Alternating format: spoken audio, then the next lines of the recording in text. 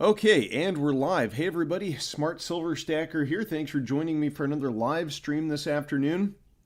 So markets coming under some very significant pressure today following the decision by the Fed's FOMC to skip a rate hike yesterday. It's not exactly what you would expect necessarily, given the fact that, the Fed is being a little easier here. They're not hiking, but I think what's going on here is that markets understand that the real reason that the Fed didn't hike rates yesterday is because they're fearful of what that might portend for this economy that is in shambles. So we've got the price of gold selling off today. Really, it's a pan sell-off today. All the major stock indexes, gold, silver, crude oil. We're going to get into what's going on in today's market because it's a little alarming, to be honest with you. We're going to take a look at the debt market. All of this is very important for what happens with gold and silver moving forward. Now, today's video is brought to us by sdbullion.com. Right now, new customers can get gold or silver by visiting sdbullion.com/new. That is, you can get gold or silver at spot by visiting that URL. That's where I buy my gold and silver. Check them out with the link down in the description. Now, we have got the S&P 500 down, the Dow down, the NASDAQ down, the Russell 2000 down. Everything is selling off today. Even crude oil, which has been on such a rip over the past couple of months, is struggling to maintain its gains. You can see it is down off of the highs from just a few days ago, down about $3 off of the highs. So even crude oil is under some pressure today. This is one chart I want to start off with looking at here, just to give us an indication, just from a chart perspective, of how these markets may be in for some further pain. So this is a chart of the XOI. It's an oil and gas stock index. And, crude oil has been on a big rip, but the oil and gas stocks have been doing even better than crude oil. You can see they've been basically at all-time highs here. And this is a very cyclical part of the stock market and part of the economy. And you can see we've had several peaks and valleys over the past couple of decades. And, if this doesn't look like a peak in some of these energy stocks, then I don't know what does. Yesterday I lightened up on some positions I had in the energy sector, some of them that I'd been holding since the bottom back in 2020. But I just think that this has been a little bit overdone, and we should expect a pullback here. But it's not just in oil and energy stocks. Silver also, it's coming under some pressure today. And in the event that this pan sell-off gets really bad, I do think that there's a strong likelihood we may see the price of silver pull back significantly here. But listen, that doesn't mean I'm selling any of my silver, not even closing any of my paper positions in the miners or anything like that. I'm just going to be keeping some dry powder here. One of the things we heard recently was from billionaire investor Ray Dalio, who said that at this stage of the game, he prefers cash even over bonds because the yield on bonds is shooting up. But he says he doesn't even want to get into bonds at this point. He's just sitting on cash. So I do think it's good to have some hard assets at this point. We'll talk about why in just a moment, and it has more to do with the response to a sell-off than the sell-off that may be coming itself. But also, I do think it's good to hold some cash here. I liquidated some energy positions, so I'm sitting on some dry powder myself. And I might be waiting a little while to deploy that because I think this sell-off could get really bad. Now, look at this. This is the yield on a 10-year Treasury note, which is moving up significantly today. I mean, almost 3% move to the upside in the 10-year yield. That is a very big move in the U.S. debt market. Supposedly the largest and most liquid debt market in the world. To see this kind of move in one day is a big deal. Now, I do see a lot of people saying hello in the chat there. We got Scott Sem. He says, hey, Smart Silver Stacker, good to see you. Yeah, good to see you too, sir. I appreciate everybody who tunes into these live streams. I want to talk more about this 10-year yield. I'm going to go to the chat here for just a moment, though, because we've got some folks with some interesting comments. Han Cholo said, a lot more pain coming, need to raise unemployment and put more homes on the market. Yeah, there is a bit of a dearth of homes at the moment. Certainly, we've seen a big rise in the price of homes. That may be coming down soon as well. One of the things the Wall Street Journal's been reporting lately is homelessness is on the rise, and that's just an indication of how weak the consumer has become and how broke a lot of Americans are becoming.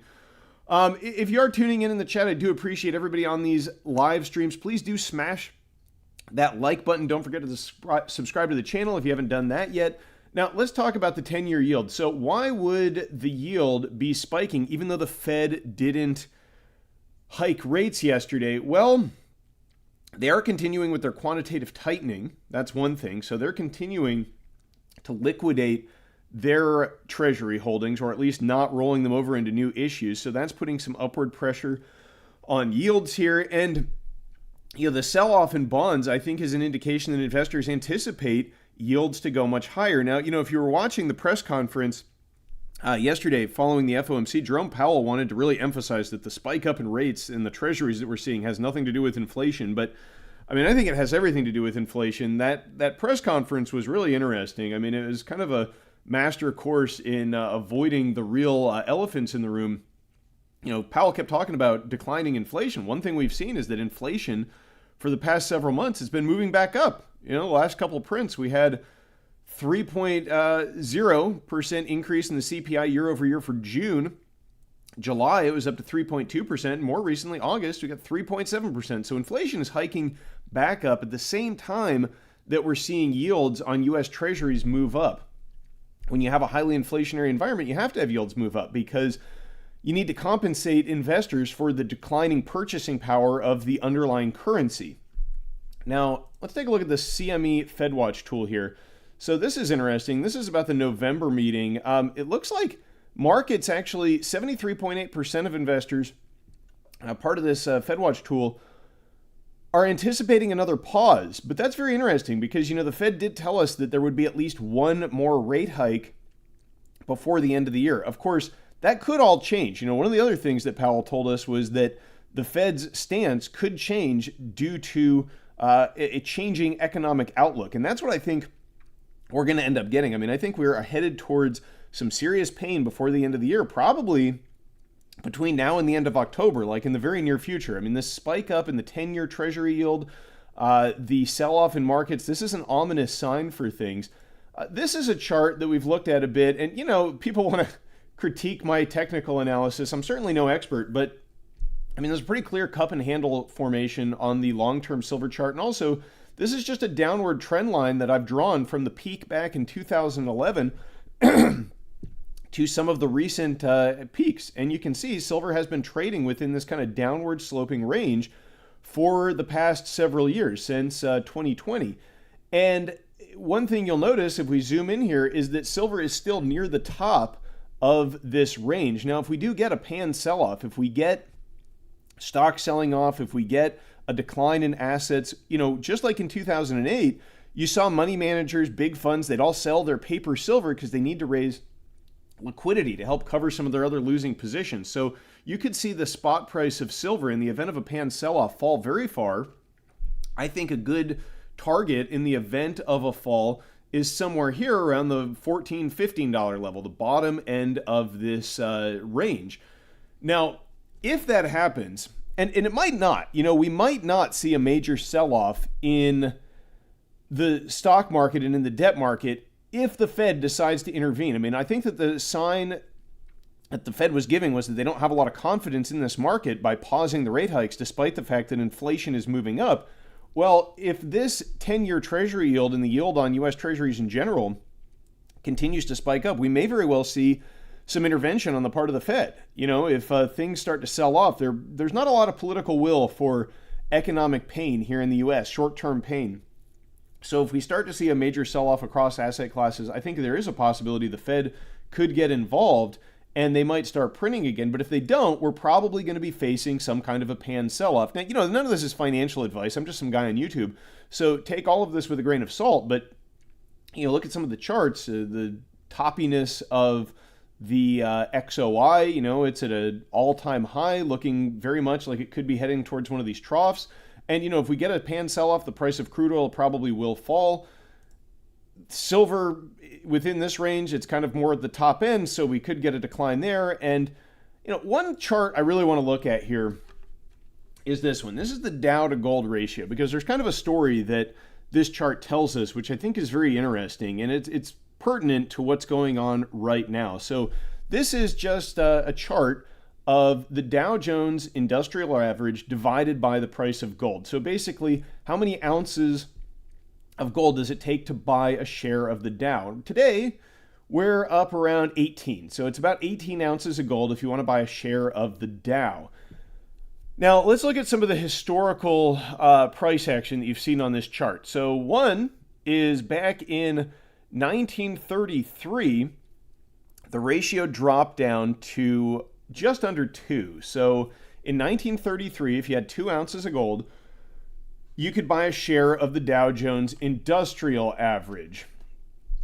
That is a result of the Great Depression. You can see this long recession here starting in 1929, big sell-off in assets. Price of gold back then was fixed because the US dollar was convertible into gold. And so this decline in the ratio was a result of a major sell-off in stocks, a deflationary sell-off. So if you bought gold or really back then you didn't have to buy gold, you could, I guess, but you could just go to cash because cash was as good as gold. And then you bought stocks at this decline, you did pretty well for yourself. You saw a big run up until the 1960s.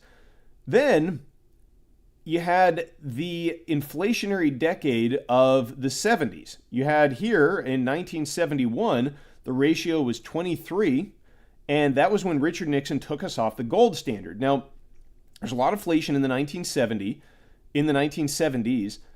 That was the result of largely significant deficit spending. You had the Vietnam War and you had the Great Society, Lyndon B. Johnson's welfare programs, trying to get people out of poverty with deficit spending. And those things, they started in the 60s.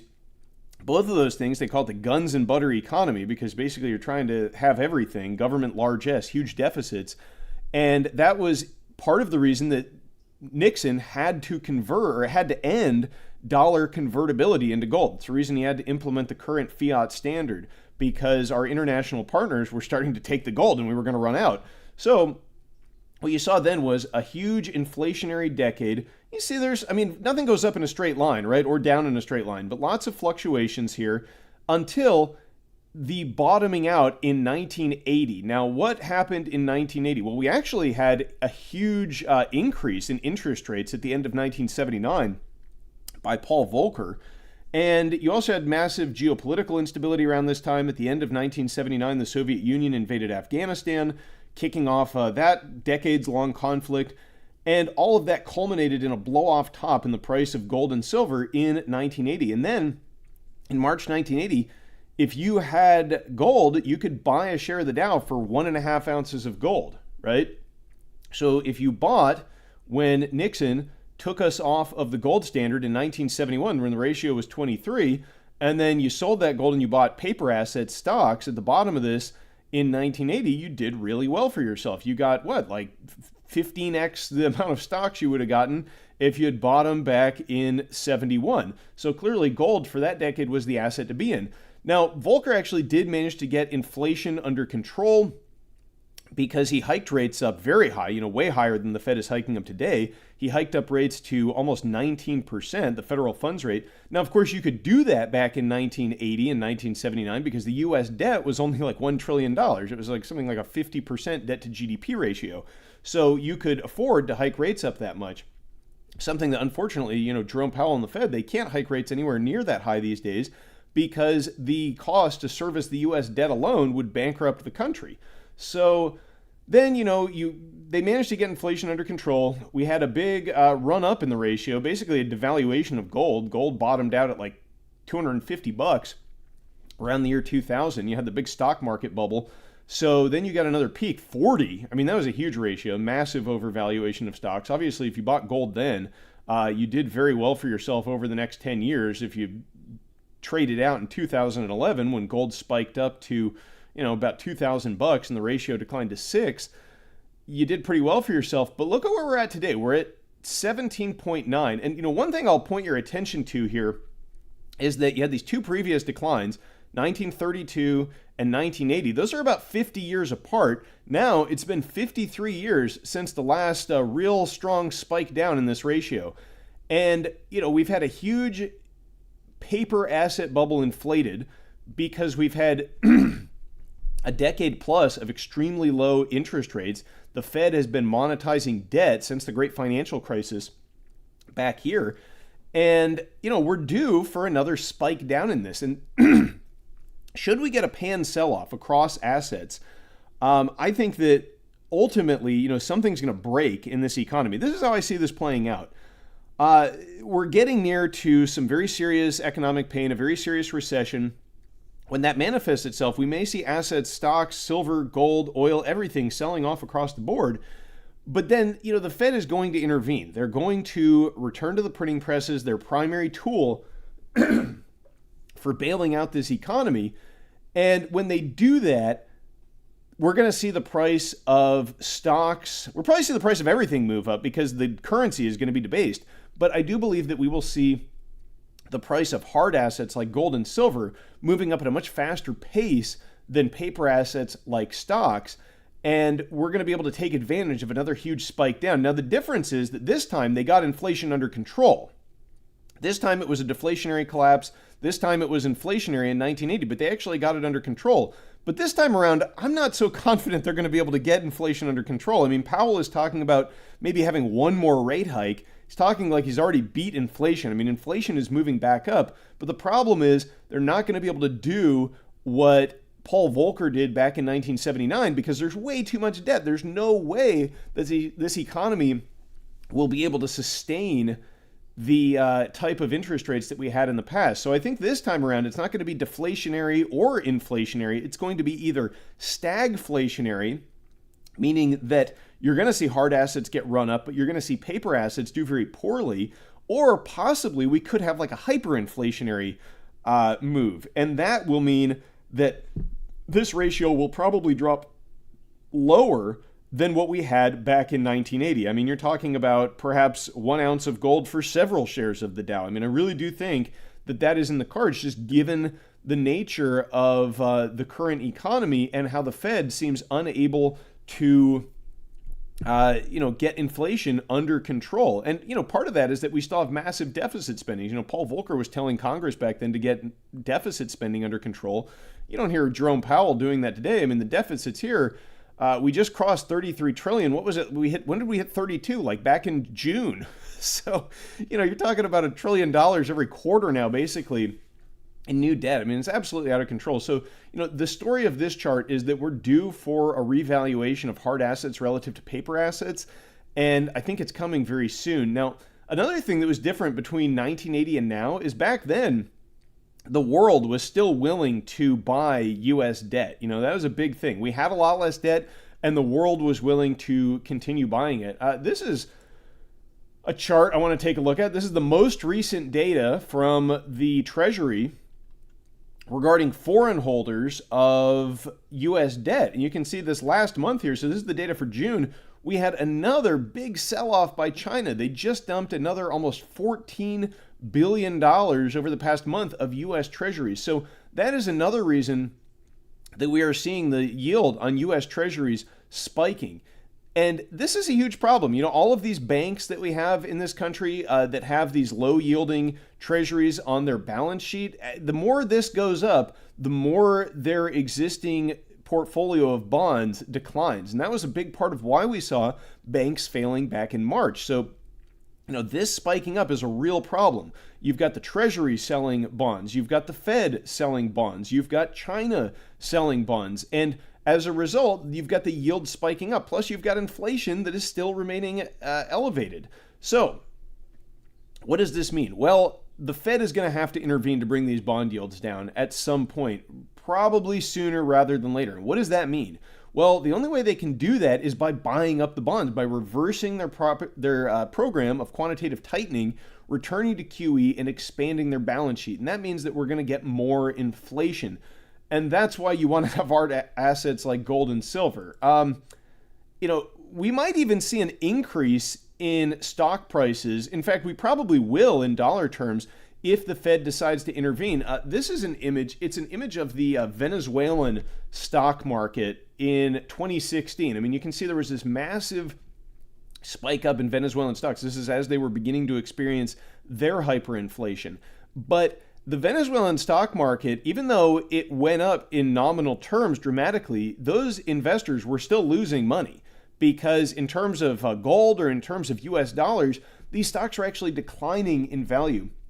And that's why even if we see a big run up in paper assets like stocks, I do think that this is going to be the ratio to watch, the gold Dow to gold ratio, because in terms of gold, the stock market, I believe, will be losing value even if the nominal prices are going up when the Fed returns to easy money. I mean, that's what these markets are desperate for. You very well could see stocks rising in the event that the Fed reverses policy, but they'll be falling in terms of gold. And that's really the important thing to keep an eye on in terms of real money.